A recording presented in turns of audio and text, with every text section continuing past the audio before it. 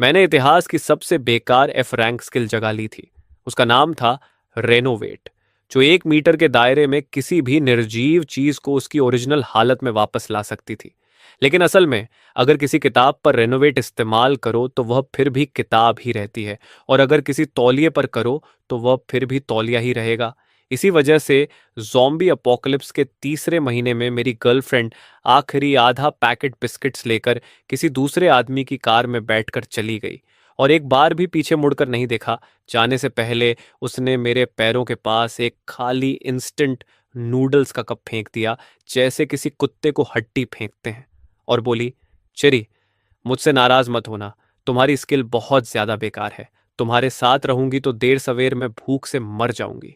उसकी बात सुनकर मैं मायूस होकर उस खाली कप को घूरता रहा। तभी अचानक मेरे दिमाग में एक पागल सा ख्याल आया, रेनोवेट। और उसी पल एक तेज बफ बुर्गियों की खुशबू अचानक फैल गई। फटे हुए ढक्कन के नीचे नूडल्स बिल्कुल सही हालत में रखे हुए थे, और साथ में 3 सीजनिंग के सशे भी मौजूद थे। मैं पूरी तरह हैरान रह गया। असल में मेरी स्किल बेकार नहीं थी, बल्कि हम सब ने उसे गलत समझ लिया था। रेनोवेट का असली मतलब किसी चीज को 1 सेकंड पहले वाली हालत में लौटाना नहीं था, बल्कि उसकी असली शुरुआत, यानी जब वह बनाई गई थी उस ओरिजिनल अवस्था में वापस लाना था। एक खाली इंस्टेंट नूडल्स कप की ओरिजिनल हालत खाली नहीं, बल्कि सील्ड और पूरी तरह भरा हुआ कप होती है। उसी पल मेरा दिल सीने में जोर जोर से धड़कने लगा। डर की वजह से नहीं, बल्कि शुद्ध उत्साह की वजह से। मैंने चारों तरफ इस लूटी हुई सुपरमार्केट को देखा। शेल्फ पर हर तरह के फटे स्नैक पैकेट, खाली पानी की बोतलें और अलग अलग पैकिंग बिखरी हुई थी। दूसरों की नज़र में यह सब सिर्फ कूड़ा था, लेकिन मेरी नज़र में अब यह एक खत्म न होने वाला खजाना था। मैंने तुरंत नूडल्स उबालने की जल्दी नहीं की, क्योंकि अपोकलिप्स में खाने की खुशबू अनचाहे मेहमानों को बुला सकती थी। इसलिए मैं सावधानी से दुकान की पहली मंजिल के स्टोर रूम में चढ़ गया और भारी शेल्फ खींचकर दरवाज़ा बंद कर दिया। सुरक्षित होने के बाद मैंने अपना एक्सपेरिमेंट शुरू किया। मैंने खाली नूडल्स का कप जमीन पर रखा और मन ही मन कहा, रेनोवेट। एक हल्की सी लहर सी उठी, जो आंखों से लगभग दिखती भी नहीं थी, और तुरंत एक नया नूडल्स का कप फिर से प्रकट हो गया। मैंने अपनी जबरदस्त खुशी को दबाया और बार बार यही करता रहा। 10 मिनट बाद मेरे सामने नूडल्स के 60 कप का छोटा सा पहाड़ बन चुका था। मेरी स्किल का कूल डाउन सिर्फ 10 सेकंड था। इसका मतलब था कि मेरे लिए इंस्टेंट नूडल्स अब अनंत हो चुके थे। तभी मेरी नजर पास पड़ी एक खाली मिनरल वाटर की बोतल पर गई, रेनोवेट। और तुरंत 500 मिलीलीटर की साफ पानी से भरी बोतल सामने आ गई। फिर मैंने जमीन पर पड़ी फर्स्ट एड किट की खाली पैकिंग देखी, रिनोवेट, और एक बिल्कुल नई फर्स्ट एड किट मेरे हाथों में आ गई। मेरी सांसें तेज हो गईं। खाना, पानी और दवाइयां, अपोकलिप्स में सबसे कीमती संसाधन, अब मेरे लिए अनंत थे। लोरोयांट, क्या तुम नहीं कहती थी कि मेरी स्किल बेकार है? जरा इंतजार करो, एक दिन ऐसा आएगा जब तुम्हें घुटनों पर बैठकर मुझसे एक निवाले के लिए भीख मांगनी पड़ेगी। अगले 3 दिनों तक मैं इसी गोदाम में बंद रहा। कमरे में पड़े खाली पैकेट अब मेरे लिए कच्चा माल बन चुके थे।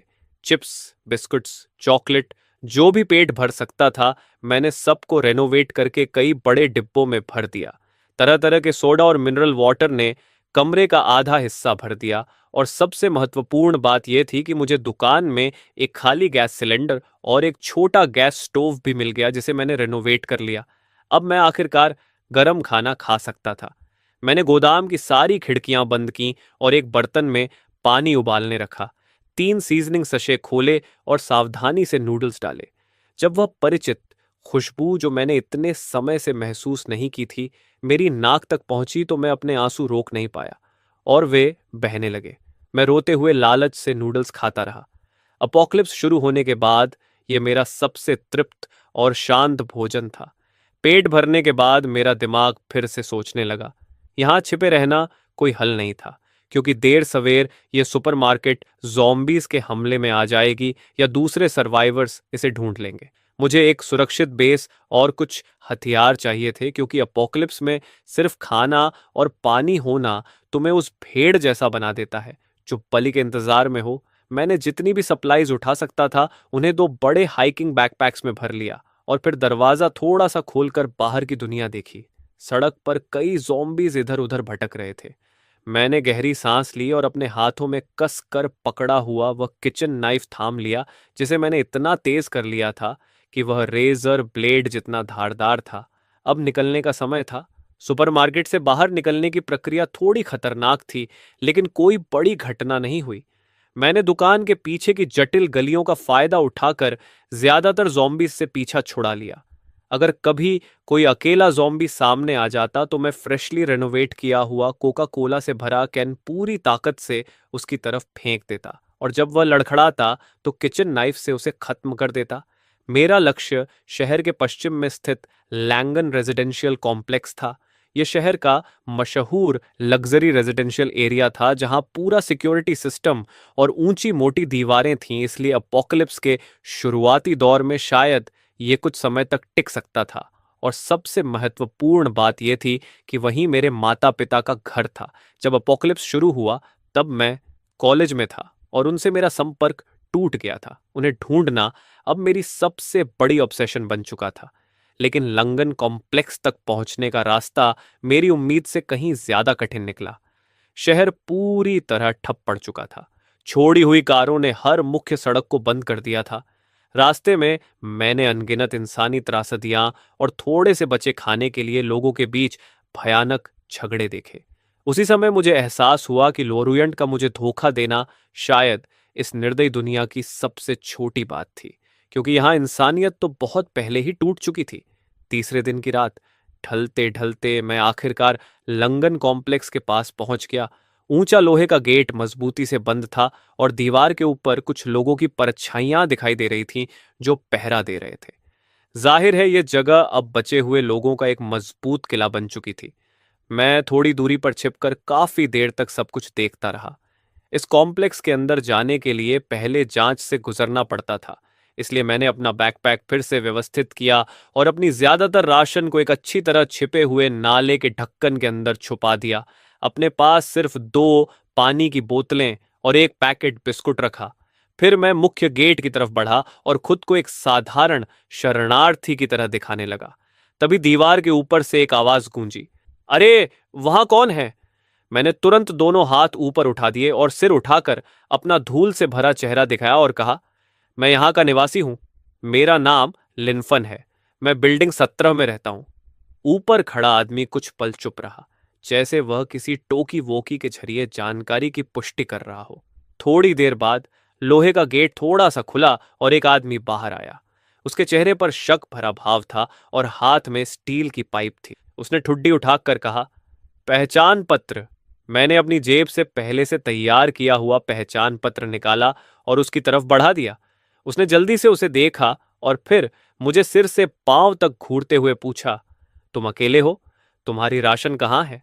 यह सुनकर मैंने सिर झुका लिया और गले में हल्की घबराहट और डर मिलाकर कहा, रास्ते में सब लूट लिया गया। मेरे पास बस इतना ही थोड़ा सा खाना बचा है। आदमी ने भौहें सिकोड़ी। उसे यकीन नहीं हो रहा था, लेकिन मेरा दुबला शरीर और दयनीय हालत देखकर आखिर उसने अपनी सावधानी थोड़ी ढीली कर दी और बोला, अंदर जाओ, लेकिन याद रखना, रेजिडेंस के नियम मत भूलना। हर नए आने वाले को अपनी आधी राशन सामूहिक वितरण के लिए देनी पड़ती है। यह सुनकर मेरा दिल कस गया, लेकिन सौभाग्य से मैं पहले से तैयार था। मैंने आज्ञाकारी ढंग से सिर हिलाया और उसे एक पानी की बोतल और आधा पैकेट बिस्कुट दे दिया। आदमी ने उन्हें लेते समय मेरी तरफ तिरस्कार भरी नजर से देखा, लेकिन फिर हाथ हिलाकर मुझे अंदर जाने का इशारा कर दिया। जैसे ही मैं रेजिडेंस के अंदर दाखिल हुआ तो अंदर का दृश्य देखकर मेरे मुंह से राहत की सांस निकल गई। माहौल भले ही तनावपूर्ण था, लेकिन कम से कम यहाँ एक तरह का अनुशासन था।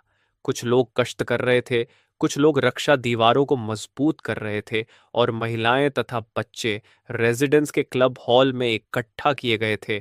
यह जगह मानो एपोक्लिप्स के बीच एक छोटी सी सुरक्षित नखलिस्तान जैसी लग रही थी, जो बाहर के कत्लेआम और अराजकता से फिलहाल बची हुई थी। रजिस्ट्रेशन की जिम्मेदारी संभाल रही एक महिला ने मुझे बताया कि अब इस रेजिडेंस का नेतृत्व एक आदमी कर रहा है जिसका नाम ब्रदर लेपर्ड है। पहले वह यहाँ का मैनेजर था, एपोक्लिप्स के बाद उसने अर्थ टाइप शक्ति जगा ली और एक गार्ड टीम बनाकर सबकी सुरक्षा संगठित की। सभी निवासी अपने कंट्रीब्यूशन पॉइंट्स के हिसाब से रोजाना खाना पा सकते हैं और अगर किसी को ज्यादा चाहिए तो उसे गश्ती दल या लॉजिस्टिक टीम में शामिल होना पड़ेगा। मैंने अपनी कमजोर सेहत का बहाना बनाकर फिलहाल किसी भी टीम में शामिल होने से मना कर दिया, क्योंकि मेरे लिए सबसे जरूरी था अपने माता पिता को ढूंढना। लेकिन जब मैं घबराहट में दौड़ता हुआ अपने घर के दरवाजे तक पहुंचा तो सामने जो दृश्य था उसे देखकर मेरा दिल तुरंत सिमट गया। दरवाजा जबरदस्ती तोड़ दिया गया था और अंदर पूरा घर बुरी तरह बिखरा और तहस नहस था। मैं पागलों की तरह अंदर भागा और चिल्लाया, पापा, मम्मी। लेकिन जवाब में सिर्फ मौत जैसा सन्नाटा मिला। लिविंग रूम की मेज पर धूल की पतली परत जमी थी, जिससे साफ था कि वे कम से कम कई दिनों से यहां नहीं थे। हालांकि फर्श पर संघर्ष के निशान थे, लेकिन कहीं भी खून का दाग नहीं था। शायद इस बदकिस्मती में यही एक अच्छी खबर थी। मैं वहीं जमीन पर बैठ गया और पहले कभी न महसूस की गई घबराहट और डर ने मुझे घेर लिया। मुझे समझ नहीं आ रहा था कि उन्हें कहाँ ढूंढूं। तभी बाहर कदमों की आवाज आई और एक तिरस्कार भरी आवाज गूंजी, अरे वाह, जाल से बचा हुआ एक और मछली रह गई। मैंने अचानक सिर उठाया और देखा कि दरवाजे पर दो आदमी खड़े रास्ता रोक रहे थे। आगे खड़े आदमी का सिर मुंडा हुआ था और वह मुझे दुश्मनी भरी नजर से देख रहा था। मैं उसे पहचान गया। वह ब्रदर लेपर्ड के अधीन एक स्क्वाड लीडर था, जिसका नाम स्कॉर्पियन था। स्कॉर्पियन ने होंठ चाटते हुए मुझे ऐसे देखा जैसे कटिंग बोर्ड पर रखी मछली को देखा जाता है, और बोला, इस घर के मालिक, असल में कुछ दिन पहले तक के मालिक, वे हमारे ब्रदर लेपर्ड को बहुत सारे कंट्रीब्यूशन पॉइंट्स के कर्जदार थे, इसलिए उन्हें यहां से निकाल दिया गया। अब यह घर हमारा है। मेरी पुतलियां सिकुड़ गईं और मैंने गुस्से में कहा, हरामियों, तुमने मेरे माता पिता के साथ क्या किया? स्कॉर्पियन ने लापरवाही से कहा, हमने बस उन्हें बाहर निकाल दिया। इस दुनिया में निकम्मों का यही अंजाम होता है। लेकिन लगता है तुम उतने बेकार नहीं हो। अगर तुम यहीं रहकर हमारे लिए छोटे मोटे काम करने को तैयार हो तो शायद हम तुम्हें यहां रहने देंगे ताकि तुम अपना पेट भर सको। मैं अब तक बहुत भोला था और सोचता था कि यह जगह एक सुरक्षित शरण है, लेकिन सच ये था कि यहां भी बड़ी मछली छोटी मछली को खाती है। जब मैंने देखा कि वे दोनों धीरे धीरे मेरी तरफ बढ़ रहे हैं तो मैंने चुपचाप अपना हाथ बैकपैक की साइड जेब में डाला, जहां एक बिल्कुल नया पीलिंग नाइफ रखा था, जिसे मैंने अभी हाल ही में बदलकर तेज किया था। लेकिन जैसे ही मैं अपनी जान बचाने के लिए लड़ने को तैयार हुआ, तभी दरवाजे से एक ठंडी महिला आवाज आई, रुको। स्कॉर्पियन और उसका साथी सेसबीर तुरंत जम गए, और जैसे ही उन्होंने देखा कि कौन आया है, उनके चेहरे की मुस्कान तुरंत जम गई और उसकी जगह चापलूसी भरा भाव आ गया। दरवाजे पर खड़ी महिला ने काले रंग का कॉम्बैट सूट पहना हुआ था। उसके हाथ में एक टंग सैबर था, जिसकी धार पर गहरे लाल खून के धब्बे अभी भी लगे हुए थे। उसके पीछे उसकी टीम के कई सदस्य खड़े थे, जिनसे वही खतरनाक आभा निकल रही थी। मैंने उसे तुरंत पहचान लिया। वह चेनेलिन थी, गार्ड की सबसे ताकतवर कॉम्बैट स्क्वाड की कप्तान। कहा जाता था कि उसने एक दुर्लभ मेंटल टाइप क्षमता जगा ली है और उसकी ताकत का अंदाजा लगाना भी मुश्किल है। वह ब्रदर लेपर्ड की सबसे भरोसेमंद तलवार मानी जाती थी। चेनलिन ने स्कॉर्पियन को पूरी तरह नजरअंदाज किया और मेरी तरफ देखते हुए ठंडे स्वर में पूछा, यहां क्या हो रहा है? जैसे मुझे अचानक एक लाइफ बॉय मिल गया हो। मैंने तुरंत कहा, ये लोग मुझ पर हमला करना चाहते हैं। स्कॉर्पियन का चेहरा पीला पड़ गया और उसने जल्दी से सफाई देने की कोशिश की, कैप्टन चेन, इसकी बकवास मत सुनिए। इसके माता पिता हमारे ब्रदर लेपर्ड के कंट्रीब्यूशन पॉइंट्स के कर्जदार थे, इसलिए हम सिर्फ घर जब्त करने आए थे। चैनलिन ने शांत लेकिन दबाव भरी आवाज में कहा, घर जब्त करने के लिए दो लोगों की जरूरत होती है और दरवाजा भी बंद करना पड़ता है। उसकी आवाज ऊंची नहीं थी, लेकिन उसमें ऐसा दबाव था जिसे नजरअंदाज करना नामुमकिन था। फिर उसने ठंडे स्वर में कहा, तुम लोग अभी तक यहां खड़े क्या कर रहे हो? निकलो यहां से, स्कॉर्पियन। जैसे उसे माफी मिल गई हो, स्कॉर्पियन ने तुरंत अपने साथी को पकड़ा और दोनों जल्दी से वहां से भाग गए। एक बार खतरा टल गया तो मेरा तना हुआ शरीर ढीला पड़ गया और मैं लगभग गिर ही पड़ा। चेनेलिन ने हल्का सा भौहें सिकोड़ते हुए मुझे देखा और बोली, अब से उनसे दूर ही रहना। इतना कहकर, जैसे उसे दूसरों के मामलों में पड़ने का कोई शौक ना हो, वह मुड़कर जाने लगी। मैंने जल्दी से उसे आवाज दी। कैप्टन चेन, क्या आपको पता है मेरे माता पिता को कहाँ निकाला गया है? उनके नाम लिन यांगंगो और वांग सुमेत हैं। चैनलिन एक पल के लिए सोच में पड़ गई और बोली, उनके नाम कुछ जाने पहचाने लग रहे हैं। ब्रदर लेपर्ड ने सभी बूढ़े, कमजोर और बीमार लोगों को बाहर निकाल दिया था, जिनके पास कोई क्षमता नहीं थी और जो भारी काम नहीं कर सकते थे। उन्हें कॉम्प्लेक्स के उत्तरी गेट के बाहर एक छोड़ी हुई फैक्ट्री में भेज दिया गया। बहाने के तौर पर कहा गया कि वे वहां खुद अपना गुजारा करें। यह सुनकर मेरा दिल कस गया। एक छोड़ी हुई फैक्ट्री, वहां ना खाना है ना कोई पनाह। क्या यह सीधा मौत का इंतजार करने जैसा नहीं है? चेनलिन के जाने के बाद मैंने तुरंत दरवाजा बंद कर दिया। मुझे नॉर्थ गेट वाली फैक्ट्री तक जाना ही था। मुझे अपने माता पिता को ढूंढना था, लेकिन उससे पहले मुझे ताकत चाहिए थी। मैंने अपने बैकपैक से एक चॉकलेट बार निकाली और कुछ टुकड़े खाकर ताकत वापस पाई। तभी मेरी नजर उस स्टील की छड़ पर पड़ी जो स्कॉर्पियन जमीन पर छोड़ गया था। वह जंग लगी हुई थी और थोड़ा टेढ़ी भी थी। मैंने उस पर हाथ रखा और कहा, रेनोवेशन। तुरंत ही मेरी हथेली में एक बिल्कुल नई स्टील की छड़ आ गई जो ठंडी धातु की चमक के साथ चमक रही थी। लेकिन यह अभी भी काफी नहीं था। मैं किचन में भागा और वहां मुझे मेरे पिता का इकट्ठा किया हुआ आउटडोर सर्वाइवल किट मिल गया। उसके अंदर एक मल्टी फंक्शन मिलिट्री शवेल, एक सर्वाइवल एक्स और एक टैगर थी। वे सब इस्तेमाल न होने की वजह से थोड़ी कुंद हो चुकी थी। मैंने फिर कहा, रेनोवेशन। और तीनों हथियार तुरंत ही ऐसे धारदार हो गए जैसे अभी अभी फैक्ट्री से निकले हों। फिर मैंने रात होने का इंतजार किया और गश्ती दल की ड्यूटी बदलने के मौके का फायदा उठाकर कॉम्प्लेक्स के नॉर्थ गेट की तरफ चुपचाप निकल पड़ा। यह जगह मुख्य प्रवेश द्वार से कहीं ज्यादा सुनसान थी। वहां सिर्फ दो गार्ड ऊँघते हुए पहरा दे रहे थे। मैंने उन्हें सतर्क नहीं किया, बल्कि निगरानी कैमरों के अंधे कोने का फायदा उठाया और एक बिल्कुल नई रस्सी की मदद से 3 मीटर से भी ऊंची दीवार आसानी से पार कर ली। दीवार के पीछे एक खाली मैदान था और दूर एक फैक्ट्री की परछाई दिखाई दे रही थी जो किसी शांत स्टील के राक्षस जैसी लग रही थी। हवा में सड़न की हल्की बदबू तैर रही थी और बीच बीच में ज़ॉम्बियों की गुर्राहट सुनाई दे रही थी। मैंने अपनी स्टील की छड़ कसकर पकड़ी और झुककर सावधानी से आगे बढ़ने लगा। फैक्ट्री के करीब पहुंचते पहुंचते ज़ॉम्बियों की संख्या बढ़ती जा रही थी।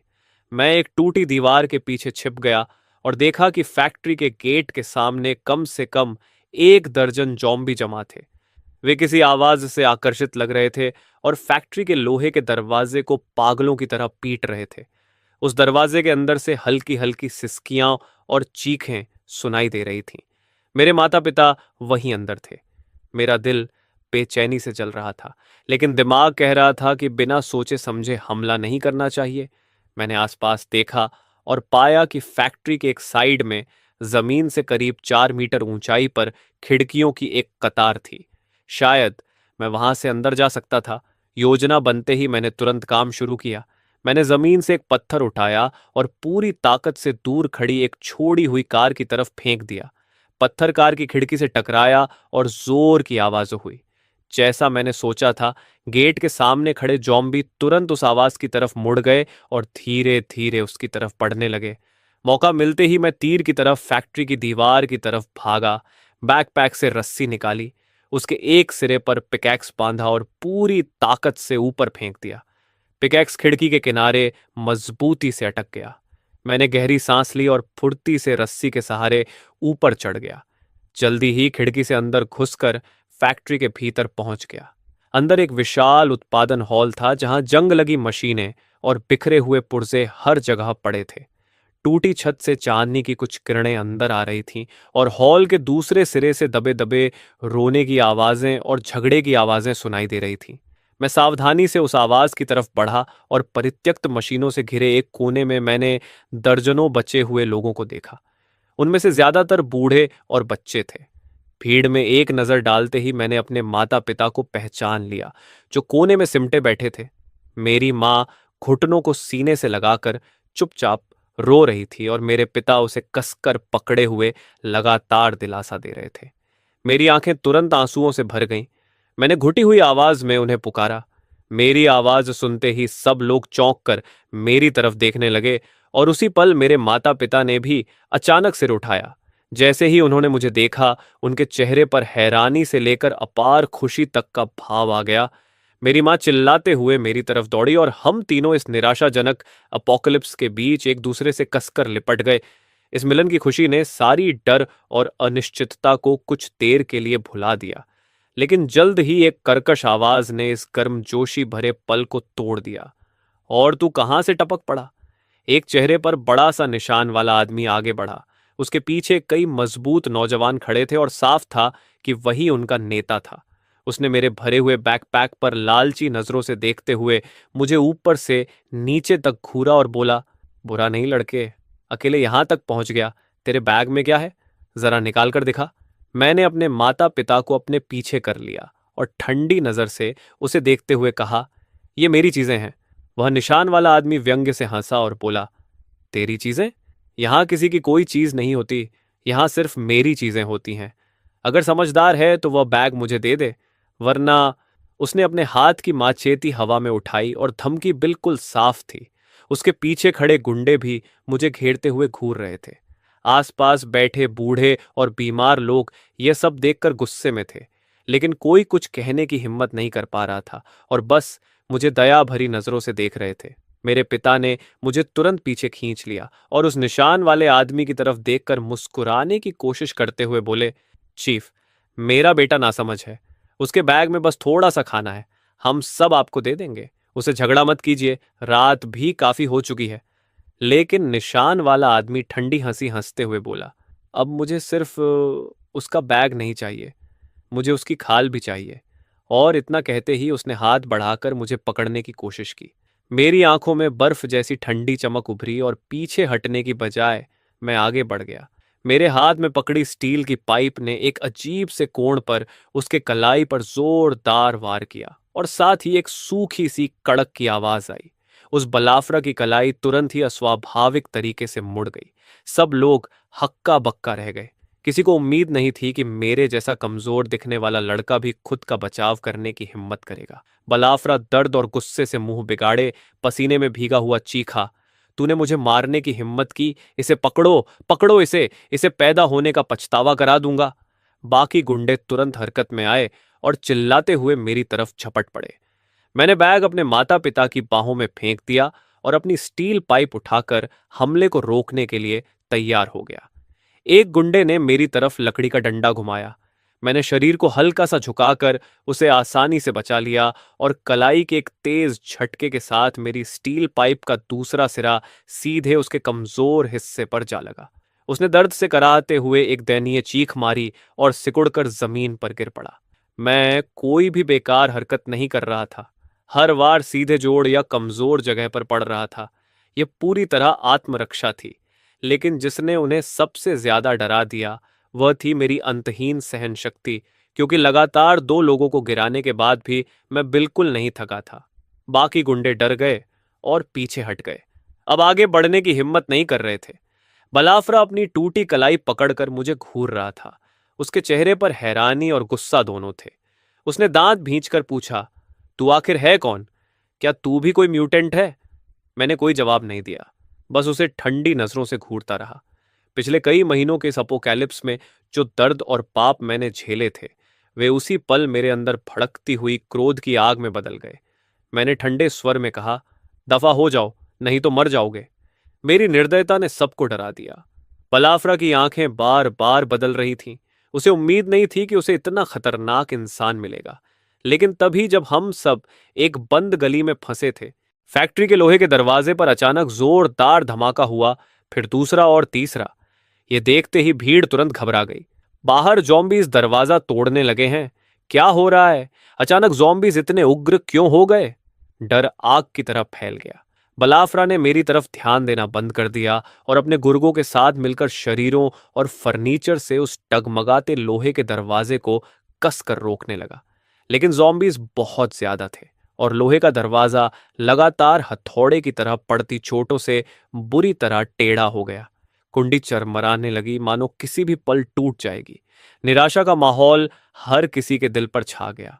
मेरे माता पिता भी डर से कांप रहे थे और मेरा हाथ कसकर पकड़े हुए थे। मैंने उस जंग लगे पुराने लोहे के दरवाजे को देखा और मेरे दिमाग में एक साहसी ख्याल आया। मैं सबकी हैरान नजरों के सामने अपनी स्टील पाइप लेकर दरवाजे की तरफ बढ़ा। तू क्या कर रहा है? मरना चाहता है क्या? दरवाजा रोक रहे एक गुंडे ने मुझ पर चिल्लाया, लेकिन मैंने उसे नजरअंदाज कर दिया। मैंने बस अपना हाथ उस ठंडे जंग लगे दरवाजे के पैनल पर रख दिया। सबकी अविश्वसनीय नजरों के सामने एक चमत्कार हुआ। जॉम्बीज की मार से टेढ़ा मेढ़ा हो चुका दरवाजा धीरे धीरे अपनी पुरानी हालत में लौटने लगा, जैसे समय उल्टा चल रहा हो। वह फिर से सीधा और सपाट हो गया, यहां तक कि उसका मुड़ा हुआ फ्रेम भी सीधा हो गया। बस एक पल में सब कुछ बदल गया। सबके सामने एक चमकता हुआ मजबूत स्टील का दरवाजा खड़ा था और बाहर से ज़ॉम्बीज चाहे जितना हमला करते, वह चट्टान की तरह अडिग रहा। बस भारी भारी आवाजें आती रहीं। पूरे वर्कशॉप में सन्नाटा छा गया। सब लोग मुझे हैरानी से देख रहे थे। पलाफ्रा तो इतना स्तब्ध था कि अपनी टूटी कलाई का दर्द भी भूल गया। उसने मेरी तरफ उंगली दिखाते हुए हकलाकर कहा, तू तू तेरी म्यूटेशन चीजें रिपेयर कर सकती है। मुझे उसे समझाने की कोई इच्छा नहीं थी। मैंने हाथ हटा लिया और उसे ठंडी नजर से देखा। अपोक्लिप्स में ताकत ही सब कुछ होती है। मेरी पहले की क्रूरता और अभी अभी दिखी इस चमत्कारी ताकत ने पूरी तरह बलाफ्रा की मानसिक दीवार तोड़ दी। उसने मेरी तरफ देखा और उसकी आंखों में अब लालच नहीं बल्कि गहरा डर था।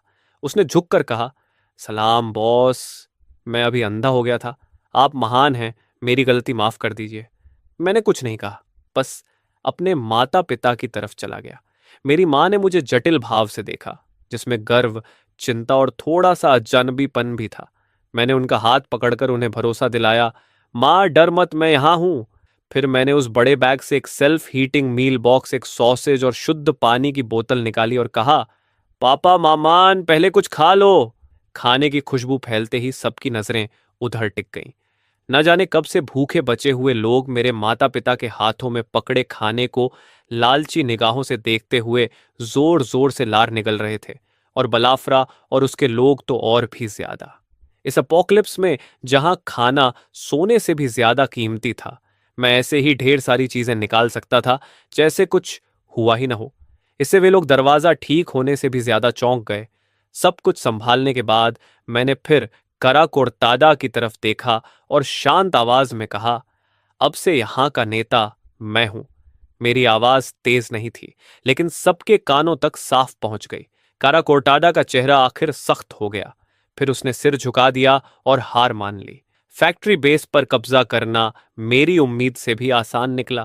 पूर्ण ताकत और अनगिनत राशन के सामने काराकोरतादा की थोड़ी बहुत इज्जत की कोई कीमत नहीं थी।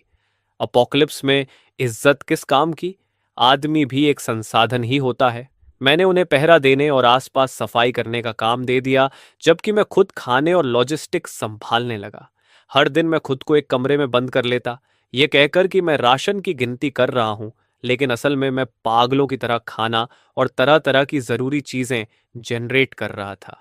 हर बार जब सबके सामने राशन से भरे नए बक्से प्रकट होते, तो लोग मुझे श्रद्धा से देखने लगते।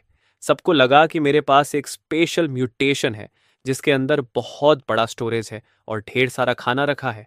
धीरे धीरे बचे हुए लोगों के चेहरे फिर से जीवन से भरने लगे। मेरी अगुवाई में यह छोड़ी हुई फैक्ट्री व्यवस्थित होती चली गई। मेरे माता पिता मेरे सबसे भरोसेमंद सहायक बन गए, जो लोगों को संभालने और राशन बांटने में मेरी मदद करने लगे।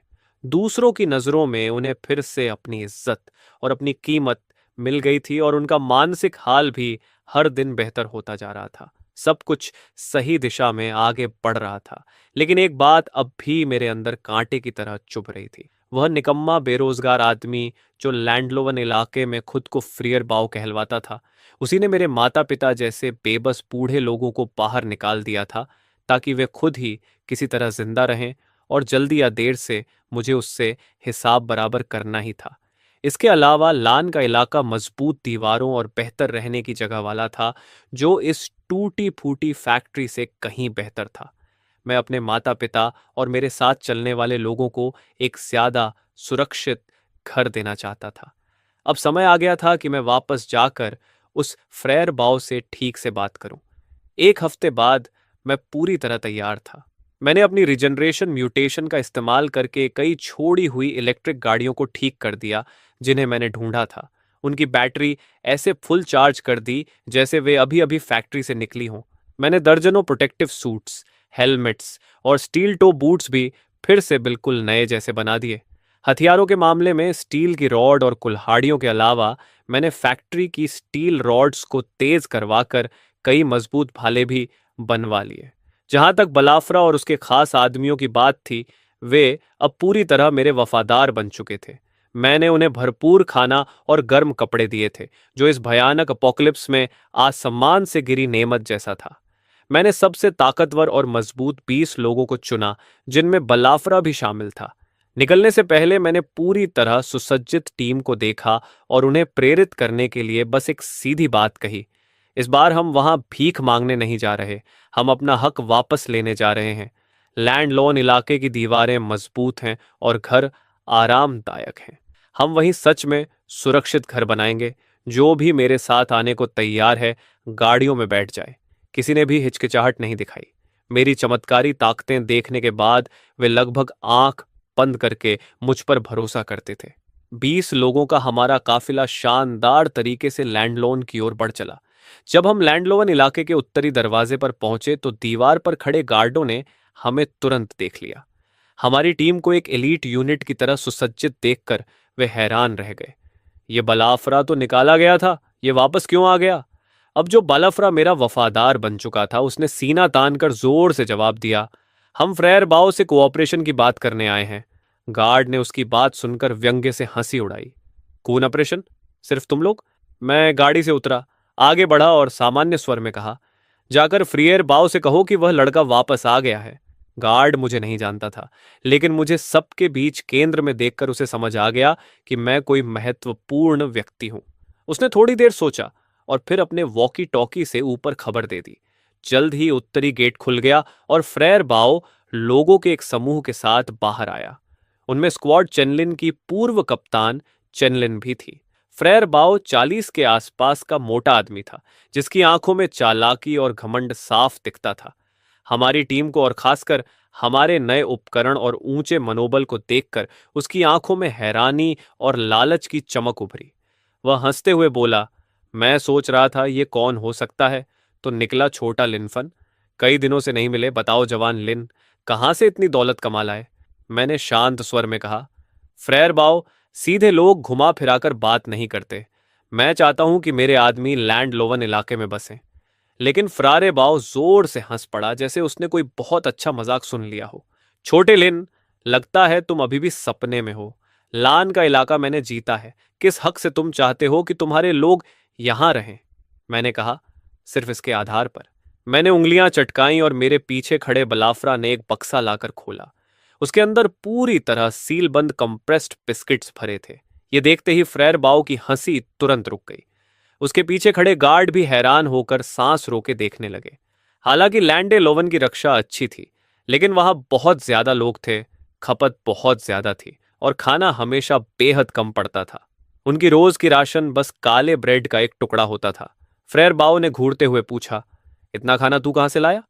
मैंने कंधे उचकाते हुए कहा, यह जानने की जरूरत नहीं कि मैं कहां से लाता हूं, बस ये बताओ, कोऑपरेशन करोगे या नहीं? फ्रेयर बाओ की आंखें चमक उठीं। कैसा कोऑपरेशन?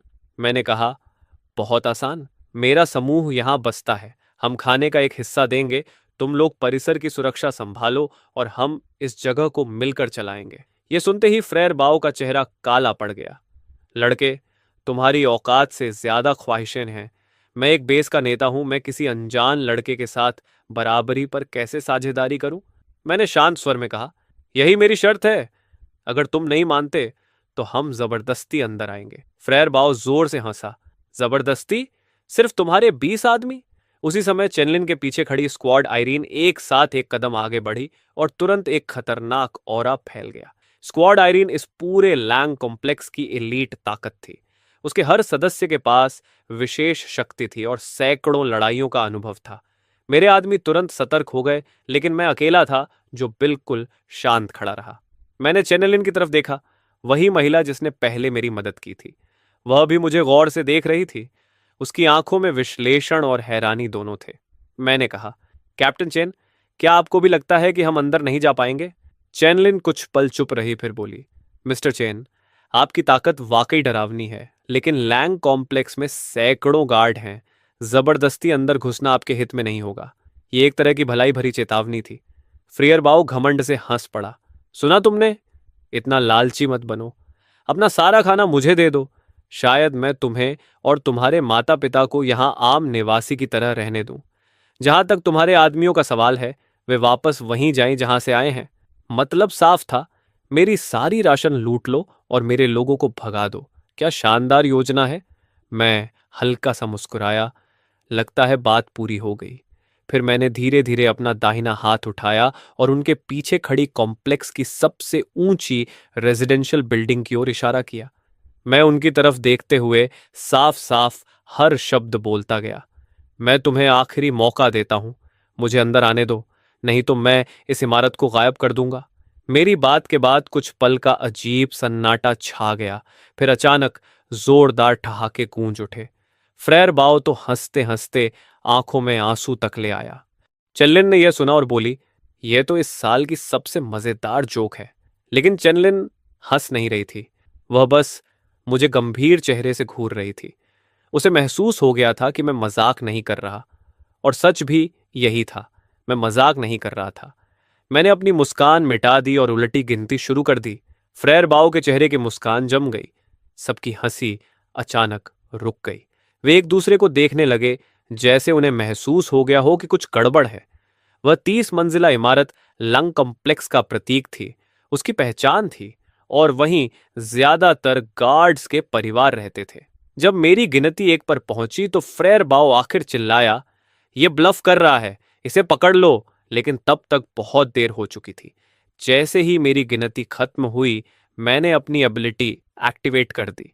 इस बार मैंने अपने 1 मीटर के दायरे वाली चीजों को टारगेट नहीं किया, बल्कि बिना हिचकिचाए अपनी शक्ति की सीमा तक उसे फैला दिया। एक पल में मैंने 100 मीटर से ज्यादा दूर खड़ी उस विशाल इमारत को टारगेट किया और मन ही मन कहा, रिफ्रेश। उस क्षण दुनिया जैसे शांत हो गई। सैकड़ों लोगों की आंखों में खौफ भर गया। वह 30 मंजिला इमारत ऐसे झिलमिलाने लगी जैसे टीवी स्क्रीन में खराब सिग्नल आ गया हो। उसकी रूपरेखा धुंधली और पारदर्शी होने लगी। एक ही सेकंड में वह इमारत और उसके अंदर की हर चीज हवा में गायब हो गई।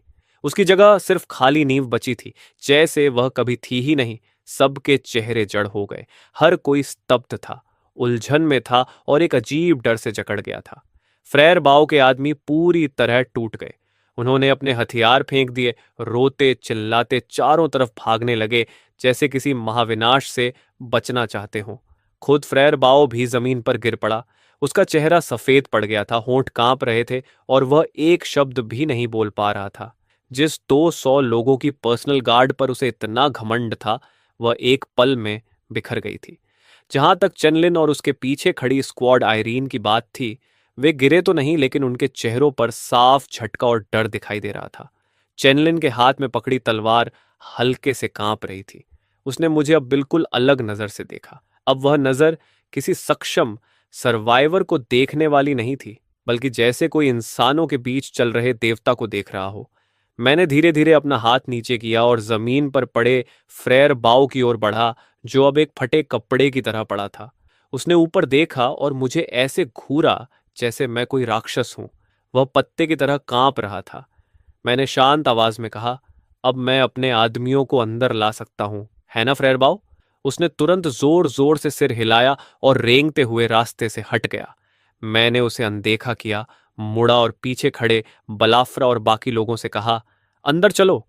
मेरे आदमी जैसे किसी सपने से बाहर आए। वे मुझे ऐसी नजर से देख रहे थे जैसे मैं उनका देवता हूं। उन्हें पता था कि उनका नेता मजबूत है, लेकिन उन्होंने कभी नहीं सोचा था कि वह एक पूरी इमारत को मिटा सकता है। यह कैसी अविश्वसनीय शक्ति थी। ऐसे नेता के पीछे चलते हुए अपोक्लिप्स से बचने की चिंता क्यों करनी चाहिए? पूरे लैंग कॉम्प्लेक्स के लोगों की हैरान और सम्मान भरी निगाहों के बीच हमारा समूह विजयी अंदाज में अंदर दाखिल हुआ। किसी ने हमें रोकने की हिम्मत नहीं की। चेनलिन और उसकी स्क्वाड इरीने भी चुपचाप हमारे पीछे चल पड़ी, जैसे हमें एस्कॉर्ट कर रही हों। मुझे पता था कि आज से लैंग कॉम्प्लेक्स का मालिक बदल चुका है। कॉम्प्लेक्स पर नियंत्रण लेने के बाद सबसे पहले मैंने फ्रेयर बाओ और उसके उन आदमियों को साफ किया जो अपनी ताकत का गलत इस्तेमाल करते थे। मैंने उसके मुख्य लोगों को कैद कर लिया, उन्हें मारा नहीं, बस उनकी शक्ति खत्म कर दी। मेरी इवॉल्व्ड पावर अब जीवित प्राणियों पर भी असर डाल सकती थी। मैं किसी के शरीर को इम्प्रूव करके उसे उसके सबसे अच्छे स्वास्थ्य की हालत में वापस ला सकता था, और हाँ, मैं उनके पावर कोर को भी इम्प्रूव करके उसे अवेकनिंग से पहले की स्थिति में लौटा सकता था। जब फ्रेयर बाओ एक रेस्पिरेटरी टाइप पावर यूजर से गिरकर एक मोटा और कमजोर आदमी बन गया जो लड़ भी नहीं सकता था, तो उसका मानसिक संतुलन ही टूट गया।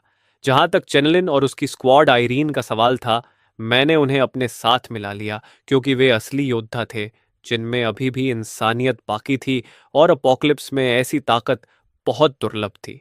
मैंने चेनलिन के सामने लड़ाई में टेढ़ी हो चुकी तलवार को इम्प्रूव करके बिल्कुल नई बना दिया, फिर एक एक्सपायर होने वाली एंटीबायोटिक की डिब्बी को इम्प्रूव करके बिल्कुल नई दवा में बदल दिया।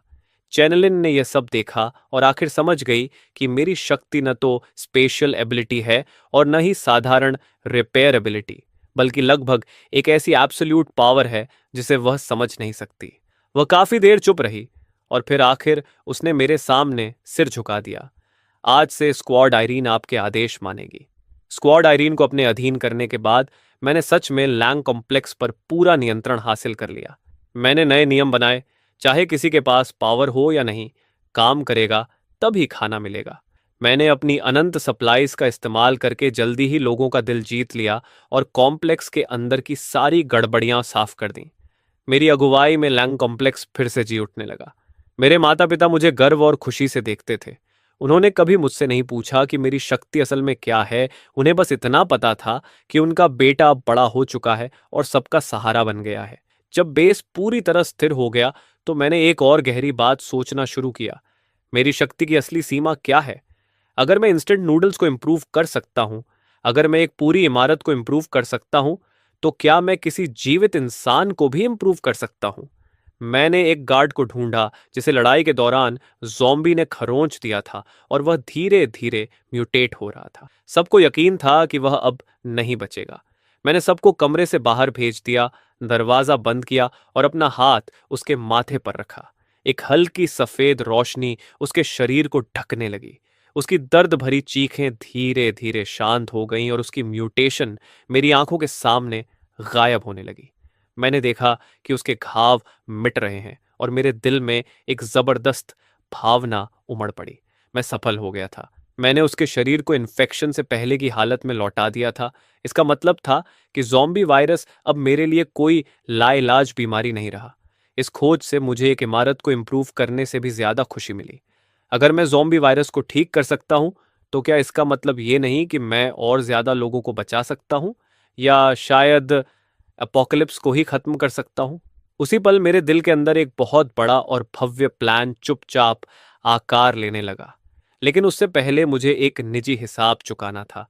मैंने चैनलिन को बुलाया और उससे पूछा कि क्या उसे हाल ही में किसी सर्वाइवर टीम की खबर मिली है जिसका नाम फ्यूगो ऑर्डियंटे है, यानी वह टीम जिसके नेता रांथरे चेनिया नाम का फायर मास्टर है और जिसमें मेरा एक्स बॉयफ्रेंड लुरुयांड भी है। चेनलिन ने एक नक्शा निकाला, शहर के पूर्वी हिस्से में बने एक बड़े सुपरमार्केट की तरफ इशारा किया और कहा कि जानकारी के मुताबिक उन्होंने उसी जगह को अपना ठिकाना बना लिया है। वह उस इलाके की सबसे ताकतवर शक्ति है और उनका लीडर वाकई हैरान करने वाला है, अपनी चरम स्थिति में एक अर्थ लेवल फायर मास्टर। मेरी आंखों में ठंडी चमक कौंध गई। मैंने शांत स्वर में कहा, कल हम अपने इन पड़ोसियों से मिलने चलेंगे। अगले दिन मैं केवल चेनलिन और उसकी स्क्वाड आयरीन को साथ लेकर निकला। हम उस आर्मर्ड ऑनल टेरन व्हीकल में बैठे जिसे मैंने खुद इम्प्रूव किया था और सीधे उस बड़े सुपरमार्केट की तरफ चल पड़े। वह सुपरमार्केट अब एक मजबूत किले में बदल चुका था। उसकी दीवारों पर हथियारबंद गार्ड्स तैनात थे। हमारे पहुंचते ही अलार्म बज उठा। ऊपर से आवाज आई, कौन है वहां? अपनी पहचान बताओ। चेनलिन ने सिर बाहर निकालकर चिल्लाकर कहा, यह लिन फैन है, लैंग बेस से, तुम्हारे लीडर श्यांगयांग से मिलने आया है। दीवार पर खड़े लोगों ने मेरा नाम शायद पहले कभी नहीं सुना था, लेकिन लैंग बेस की रेप्यूटेशन वे जानते थे। थोड़ी ही देर में सुपरमार्केट का मुख्य दरवाजा खुला और लाल चमड़े के कपड़े पहने एक आदमी बाहर आया। उसके पीछे लुरयुयांत खड़ा था और उसकी आंखों में साफ साफ प्रशंसा भरी हुई थी। महीनों बाद उसे देखकर लगा कि वह यहाँ काफी अच्छी हालत में जी रहा है। पहले तो लुरियानट मुझे देखकर चौंका, फिर उसके चेहरे पर एक घमंडी मुस्कान फैल गई। उसने ताने मारते हुए कहा, अरे, अगर ये लिनफान नहीं है तो कौन है? क्या हुआ, बाहर सरवाइव नहीं कर पाए और अब हमारे फुएगो अर्दियांटे में शामिल होना चाहते हो?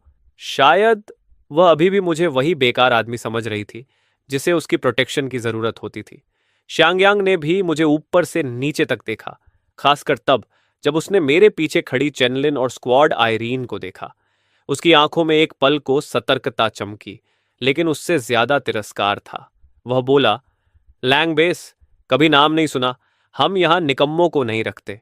तुम लोग अगर जिंदा रहना चाहते हो तो अपने वाहन और सप्लाईज छोड़ दो और यहां से दफा हो जाओ।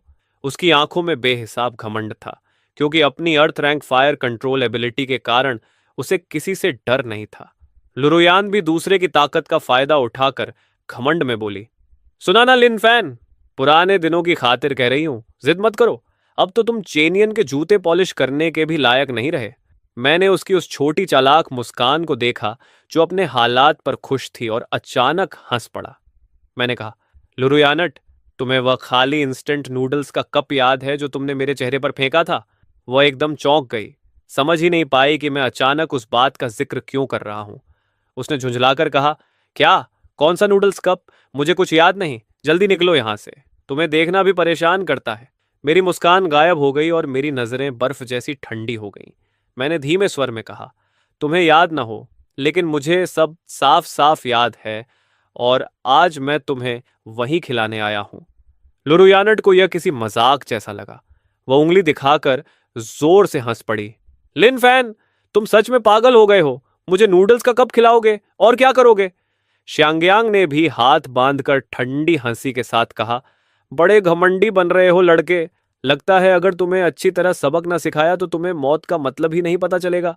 उसके शब्द खत्म होते ही उसकी हथेली में आग का एक चमकता हुआ गोला बन गया, जिसकी गर्मी दूर से ही महसूस हो रही थी। स्क्वाड आयरीन तुरंत डिफेंसिव पोजीशन में आ गई, लेकिन चनलिन और मैं वहीं शांत खड़े रहे। मैंने उसकी हथेली में जलती आग को देखा और सिर हिलाकर कहा, बस इतनी ही ताकत है तुम्हारी? कितनी दयनीय। इतना कहकर मैंने हाथ उठाया। अगले ही पल चेनियन की हथेली में जलती आग ऐसे बुझ गई जैसे हवा ने मोमबत्ती बुझा दी हो। शेणयांग के चेहरे की घमंडी मुस्कान तुरंत जम गई। उसने अविश्वास से अपनी खाली हथेली को देखा। वह हक्का बक्का होकर चिल्लाया, यह क्या हुआ? मेरी आग कहाँ गई? उसने फिर से अपनी शक्ति इकट्ठा करने की कोशिश की, लेकिन चाहे जितनी कोशिश करे एक छोटी सी चिंगारी भी पैदा नहीं कर पाया। जिस अर्थ रैंक फायर कंट्रोल एबिलिटी पर उसे इतना गर्व था वह गायब हो चुकी थी। वह डर से उंगली दिखाकर चिल्लाया, तुमने मेरे साथ क्या किया चेनिया? मैंने कोई जवाब नहीं दिया। मैं बस मुड़ा और डर से जमी हुई लुरुयानट को देखा। मैंने ठंडे स्वर में कहा, अब समझ में आया कि मैं किस चीज पर भरोसा करके यहां आया हूं। उसके होंठ कांप रहे थे, चेहरे से सारा रंग उड़ चुका था। उसे समझ नहीं आया था कि अभी क्या हुआ, लेकिन उसने अपनी आंखों से देखा था कि श्यांगयांग की भयानक आग की शक्ति मेरे सामने बिना आवाज के गायब हो गई। डर के कारण वह एक पूरा वाक्य भी नहीं बोल पा रही थी। चेनलिन ने उसे पकड़कर मेरे सामने फेंक दिया। वह जमीन पर घुटनों के बल गिर पड़ी और रोते रोते उसकी नाक बह रही थी और वह दया की भीख मांगने लगी। मैंने उसकी दयनीय हालत को बिना किसी भाव के देखा और अपनी जेब से एक चीज निकाली। वह था braced beef flavour instant noodles का वही कुचला हुआ खाली पैकेट जो उसने कभी मेरे ऊपर फेंका था और जिसे मैं अब तक संभाल कर रखे हुए था। मेरी हथेली में वह खाली पैकेट तुरंत बदलकर एक बिल्कुल नई इंस्टेंट नूडल्स की डिब्बी बन गया। मैंने पैकेट फाड़ा, अंदर की नूडल्स की टिकिया और मसाले के सारे सचेट्स बाहर निकाल दिए और केवल खाली कार्डबोर्ड कप बचाकर लुरुयंट के सामने रख दिया। जमीन पर पड़े उस खाली कार्डबोर्ड कप को देखकर उसका चेहरा किसी लाश से भी ज्यादा भयानक हो गया। उसे पता चल गया कि मैं मजाक नहीं कर रहा। वह कांपते हाथों से वह कार्डबोर्ड कप उठाने लगी। सबकी नजरों के सामने उसे मजबूर होकर उसे खाना पड़ा, आंसू और बहती नाक के साथ। यह दृश्य देखकर श्यांगयांग को आखिर समझ आया कि उसने किस तरह के डरावने इंसान को नाराज कर दिया है। उसके पैर कांप गए और वह भी घुटनों के बल गिर पड़ा। मैंने उसकी तरफ देखा तक नहीं, बस चुपचाप लुरुयांड को देखता रहा जब तक उसने वह कार्डबोर्ड कप और उसका पैकेट दोनों निगल नहीं लिया। फुएगो आर्दियांटे बेस का पतन मेरी उम्मीद से कहीं ज्यादा आसान साबित हुआ। उनका लीडर अपनी विशेष शक्ति खो चुका था और मेरे तरीकों से सब इतने डर गए थे कि उन्होंने लगभग बिना किसी विरोध के आत्मसमर्पण कर दिया। मैंने दोनों बेसेस को मिला दिया और लैंडलो वॉर्नन बेस शहर के पूर्वी हिस्से की सबसे शक्तिशाली सर्वाइवर फैक्शन बन गई। लुरुयंट से जुड़े अपने दिल के पुराने दर्द को शांत करने के बाद मैंने पूरी ताकत बेस को विकसित करने और स्पेशल एबिलिटीज का अध्ययन करने में लगा दी। मेरी उस शक्ति की खबर, जो ज़ॉम्बी वायरस को ठीक कर सकती थी, चाहे इन्फेक्शन शुरू हो चुका हो, एक दिन पूरे दुनिया को हिलाकर रख देने वाली थी। उसे पहले कि मेरे पास खुद को सुरक्षित रखने की पूरी ताकत होती, मुझे यह राज छुपाकर रखना था। मैंने एक गुप्त मेडिकल लैब बनाई, जिसका नेतृत्व मेरे माता पिता कर रहे थे, जो उन संक्रमित लोगों का इलाज करते थे जिन्हें अभी भी बचाया जा सकता था। जिसको मैं ठीक करता, वह मेरे प्रति बेहद कृतज्ञ हो जाता और इस तरह वे मेरे सबसे वफादार समर्थक बनते चले गए। मेरी ताकत और मेरा गुट बर्फ के गोले की तरह लगातार बढ़ता गया। इसी दौरान मेरी मुलाकात दूसरी सर्वाइवर फैक्शनों से भी हुई।